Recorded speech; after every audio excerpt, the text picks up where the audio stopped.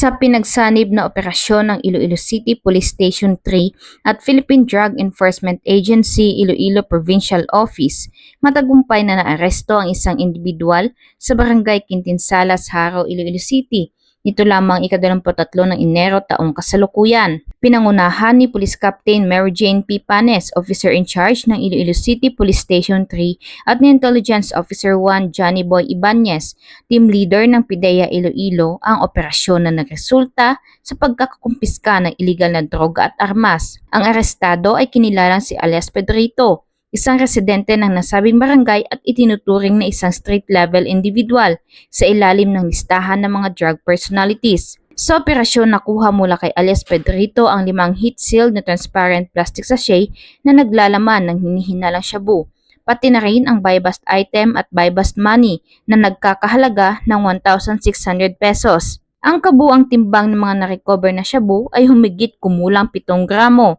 na may standard drug price value na tinatayang 47,600 pesos. Bukod sa mga droga, nakumpiska rin sa kanya ang isang caliber .45 Colt pistol at 7 live ammunition nito. Ang arestado ay kasalukuyang nasa kustudiya ng Iloilo City Police Station 3 habang isinasagawa ang tamang disposisyon alinsunod sa mga umiiral na batas. Haharapin ni alias Pedrito ang mga kasong may kaugnayan sa Republic Act 9165 o ang Comprehensive Dangerous Drugs Act of 2002 at Republic Act 10591 o ang Comprehensive Firearms and Ammunition Regulation Act. Ang matagumpay na operasyon ay nagpapakita ng patuloy na pagsisikap ng PNP na sugpuin ang iligal na droga at armas sa lungsod ng Iloilo at pagtutulungan ng mga ahensyang nagpapatupad ng batas upang mapanatili ang kaayusan at kaligtasan ng komunidad.